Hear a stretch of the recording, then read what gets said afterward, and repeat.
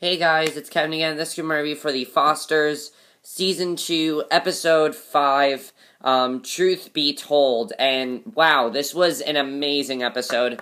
That twist at the end was amazing. We'll talk about that, but this episode was best episode of the season, maybe best episode of the entire show. It was an amazing episode. I absolutely loved it. It was a jam-packed episode. So much stuff happened, and I absolutely loved it. Let's first talk about Callie and Jude, because there was a lot with Callie and Jude in this episode, so let's just get to it. Now, if you guys remember, Jude was not talking for whatever reason. We don't know why he's not talking, but we find out that, Lena and Steph tell everyone that there's nothing wrong with Jude physically, but they took him to get checked out, and the doctors believe his refusal to speak is more psychologically than just a child's rebellion. So there's something going on, but Callie feels it's her fault because her brother was doing fine until she reached out to her other biological family. That's what she feels is going on, and I can kind of see that. I mean, she did, but the thing is, you did ask him if you could go meet up with him, and he said fine. So she does have a point. She does have a point with that, but we'll have to see. It might be because she found she had another sibling and surely isn't helping her condition, his condition. He feels like, Callie's kind of, like, driving away from him. I don't know. I think that might be what it is, but we'll have to see. But she feels very, very guilty about it. So because she's used to being Jude's protector, and she doesn't know how to protect her brother when he isn't really giving a clear answer on what's wrong with him. He's not talking to her, and Jude's connection is much bigger than his sister growing attachment to someone else. It has to be something bigger than that. Now, Leah and Steph are very worried about Jude. It's hard focusing on him with so much going on all at once. We'll talk about what's going on with Leah and Steph, but basically, Jude's refusal to speak is the least of their problems. I'll talk about that when they're very worried about him, but there's more they have to worry about, and I'll talk about that, but, it's very, very crazy there, definitely. Now, Callie also had another thing come up. She, is so upset about Jude and everything. He didn't know, but he's always been a rock, so she tried to get her mind off him, and basically the only thing she did was try to have sex with Wyatt, but she couldn't do it because it reminded her, she says, no, I can't do it, and, she can't because it reminds her of when she was raped by Liam. That's what it reminded her of. And, she still does love Wyatt, but she's wondering if she loves him enough to trust him with that part of herself. And, basically, as we know, she was raped by her other brother, that guy Liam. And she talks to Daphne about this and everything. And it turns out she actually sees Liam wherever she goes.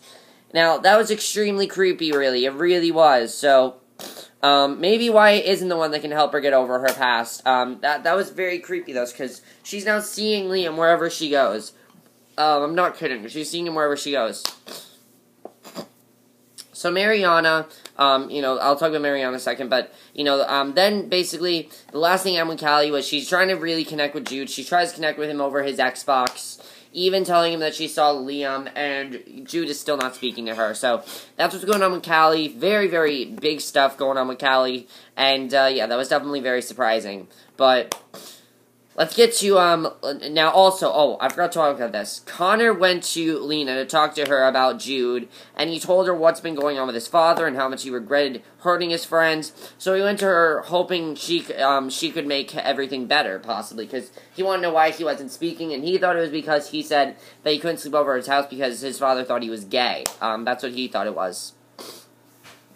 Now, Lena and Steph, have a lot more to worry about, because not only are they having a baby, but Steph is still secretly investigating Mike. She thinks her partner and the father of her son might have killed the twins, might have killed Mariana and Jude's mother, as we know.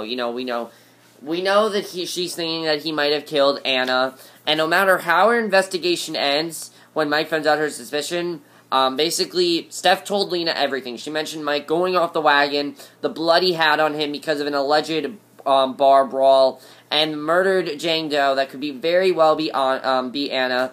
And Steph gave her wife everything she found out so far, and then she asked what to do next. Basically, she wants to know if she can connect Anna to the Jane Doe that she's going to have to report Mike. Steph didn't know if she could do that, and Leah told her she's simply going to have to. So, that definitely is a big thing. That was definitely a very, very big thing. And the very end of the episode, as far as this plot goes, it gets very, very big because basically, Steph talks to Mike about it, and Mike is really denying everything, and she talks to Danny even, and, Danny says that, it didn't work with Danny either. So what ends up happening is Mike, goes into, like, this house or whatever, and, Steph then decides to follow him after work one day, and she opens the door, and there's Anna, alive and well. And, that made my mouth drop, because Anna is still alive. Not only is she alive, but Mike is living with her. So, why is Mike keeping in touch with her? Here's what I'm thinking. I'm thinking this is happening because he, kidnapped her, and he loves her more than Danny, and that's why he left Danny, so he can be with Anna. That's why he broke up with Danny, so it makes sense as to why he broke up with Danny. That was definitely very, very big, though. Let's go to Brandon. Brandon also had a lot to do in this episode. Really, he had a lot to do.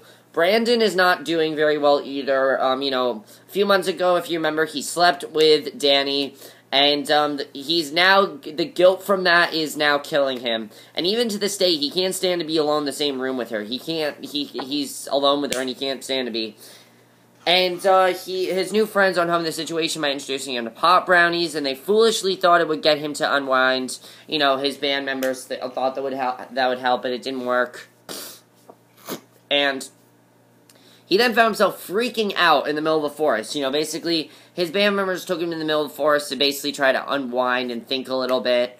But he ends up freaking out in the middle of the forest, so he ends up calling for help, and thankfully Lena was able to come to the rescue, and Lena was probably the best person Brandon could have talked to, because, think about it, Lena was the best person he could have called, because Steph was out doing her job, but Lena, is his mom, and one of his moms, and really cares about him, so she was a perfect person to talk to.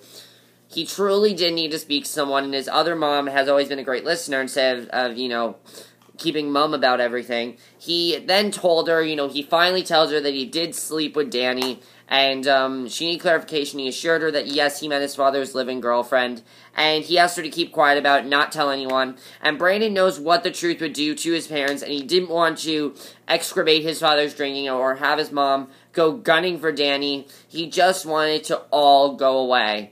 And I can completely understand it. I completely understand why Brandon wants to do that. I can completely understand that. So, that was definitely very, very big. I really hope it works out for Brandon, because I really felt bad for Brandon this episode personally. Brandon did something he knows was wrong, and he feels really bad for it, and the guilt is killing him, basically. So, I'm glad he did tell Lena, though, because now someone actually does know what's going on with him. Now, as far as Mariana and Jesus go, and Haley and Emma. Emma told Jesus that she still wants to be together with him. She's trying to figure out what's going on. She still has no idea about Haley. And, Emma, personally, she really wants to go on a date with Jesus and everything, and wants to be with Jesus because they're not broken up. He just lied to Haley about that so he could be with Haley. That's the honest truth.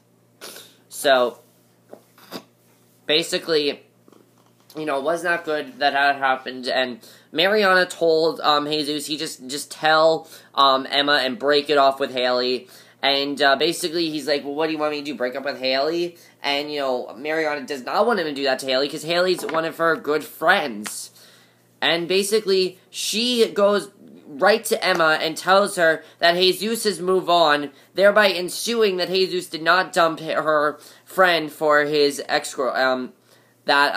his ex, and that her friend didn't dump her. And Jesus, on the other hand, called what she did betrayal, so he's pissed at her, which honestly, Jesus does have a right to be pissed at her, because what Mariana did was out of line, what she did was wrong, it was not correct for her to do. She literally went up to, she literally went up to Emma and said, oh, he hasn't moved on, just so you know.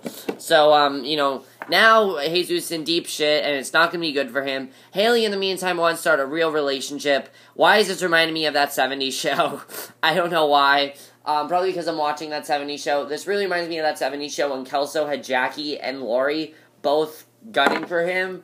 This is exactly like the Fosters right now. Because, think about it, Jesus has Emma, but he also has Haley. He has Haley to make out with. He has Emma because she's his girlfriend. That is exactly like that 70s show. I mean, think about it.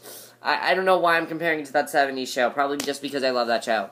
But this episode was amazing. I absolutely loved it. I thought this was a fantastic episode. So much shit went down this episode. Absolutely loved it. So much great stuff in this episode.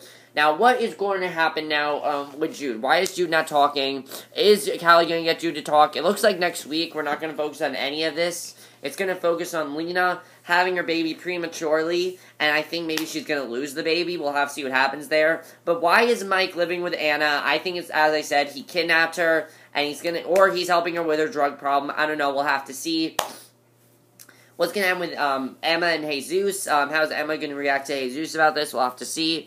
Brandon, do you think that Brandon did the right thing? I do think he did the right thing by telling Lena. So what's going to happen with Brandon? We'll have to see what's going to happen with him. But that's basically for my review. I hope you guys enjoyed it, and I'll see you guys in my next video, which will be my review for Teen Wolf. So I'll see you guys for that. Okay, bye.